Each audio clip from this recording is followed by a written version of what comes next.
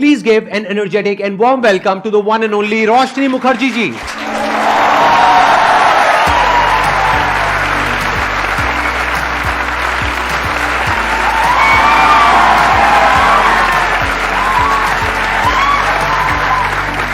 Please बैठिए बैठिए.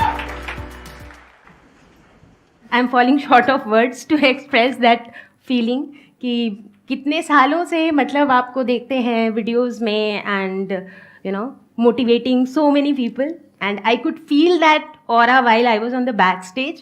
वो जो आवाज़ है, वो जो गूंज है, उसमें ही एक अलग पॉजिटिविटी है. So of course it is definitely a moment that I'll cherish all my life.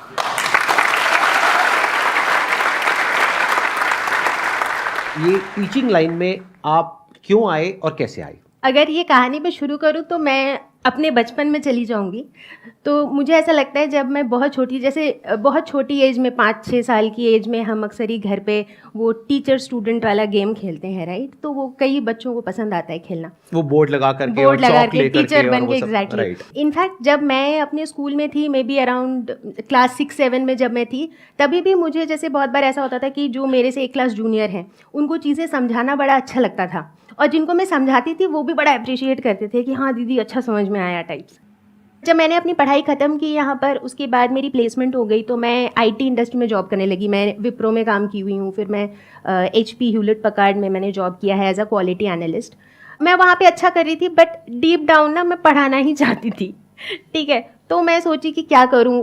कभी सोचा कि ये जॉब छोड़ के स्कूल की टीचिंग जॉब ले लेते हैं, बट चूंकि मैं उस समय आईटी में थी ना, तो तब यूट्यूब पे टीचिंग का तो इतना था ही नहीं, क्योंकि 2011 मतलब उस समय इंडिया में लर्निंग कंटेंट थे ही नहीं. जिस तरह से लर्निंग कंटेंट नहीं था उसी तरह से पढ़ने वाले बच्चे भी कम थे यूट्यूब पे, क्योंकि उस समय यूट्यूब पे बहुत ज़्यादा बच्चे पढ़ने आते भी नहीं थे. बट चूंकि उस दौरान मैं यूट्यूब का यूज़ करती थी, जैसे ऐसे म्यूज़िक, एंटरटेनमेंट, यही चीज़ों के लिए यूज़ होता था, तो तभी मुझे ये आइडिया आया था कि यूट्यूब पे करके देखते हैं. मैंने कुछ वीडियोस डाली, दो चार व्यूज़ आने लगे कुछ 2-4 हफ्तों में. और उसमें से एक बच्चे ने लिखा था कि ma'am what you could explain in 10 minutes my teacher could not do in a week.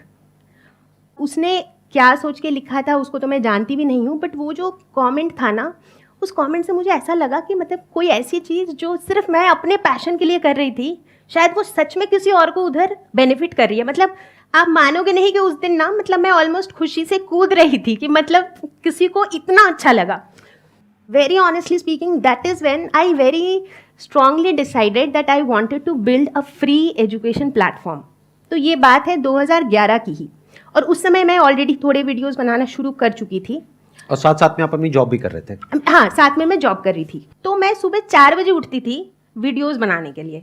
तो वो अपने आप में जो है ना एक अलग जोश था, एक अलग जज्बा था. शुरू हुए 2011 में, बनते रहे.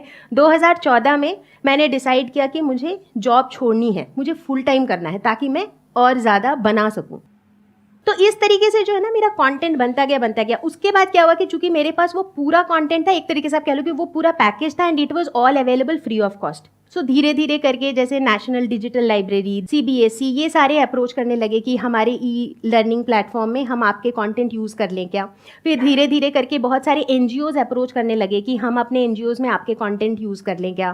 तो ये जो चीज़ें थी ना, एक अलग लेवल की इसमें सेटिस्फैक्शन थी. तो आपने इन सबको फ्री ऑफ कॉस्ट अलाउ कर दिया अपना कंटेंट यूज करने के लिए? हाँ. या पैसे लिए आपने? नहीं, मेरा तो फ्री लर्निंग प्लेटफॉर्म ही था ना. I understand. हाँ. आपका फ्री था, लेकिन इन हाँ, लोगों ने जो आपको अप्रोच किया, हाँ. आपने उनसे पैसे नहीं लिए. नहीं. एंड आई एम 100% श्योर आपको बहुत सारे ऐसे भी प्लेटफॉर्म्स ने अप्रोच किया होगा जो पेड है. हाँ, और हाँ. उन्होंने आपको बहुत बड़ा अमाउंट ऑफर किया होगा. हाँ, रेवेन्यू शेयरिंग तो बहुत लोग ऑफर करते थे. तो आपने वो एक्सेप्ट किया या नहीं किया? नहीं. आज तक नहीं किया? नहीं. हमारे हाउ इज दैट पॉसिबल? क्योंकि एडटेक में मैंने देखा है.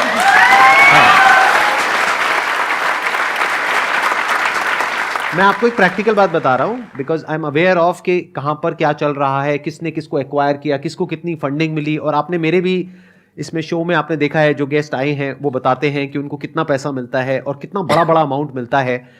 आई एम श्योर आपको कम से कम भी नहीं तो 10-20 करोड़ 50 करोड़ के कई ऑफर्स आए होंगे, if I am not wrong. Offers तो आते रहते हैं, अभी भी आते हैं. करेक्ट. बट आप अभी भी एक्सेप्ट नहीं करते?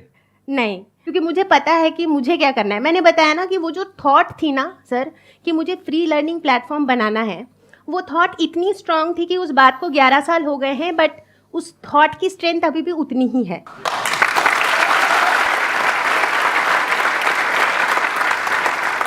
मैं यहाँ पर एक चीज और भी ऐड करना चाहूंगा। आज यहाँ पर लाखों लोग इस वीडियो को देखने वाले हैं।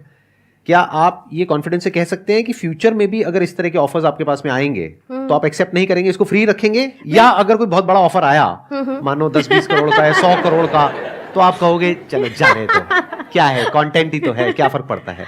नहीं, मेरा कंटेंट तो फ्री ही रहेगा क्योंकि मेरा फ्री लर्निंग प्लेटफॉर्म है। मैं इस फ्री लर्निंग प्लेटफॉर्म से कभी भी हटने वाली नहीं हूँ। That I am very sure of. चाहे कुछ भी हो जाए, चाहे कुछ भी हो जाए, प्लेटफॉर्म मेरा फ्री ही रहेगा। ये होती है स्पिरिट।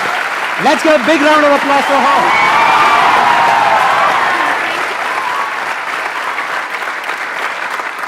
मेरी बात ध्यान से सुनना। जब कोई इंसान ऐसा काम कर रहा होता है या कर रही होती है तो उसको हम लोगों की सपोर्ट की बहुत जरूरत होती है।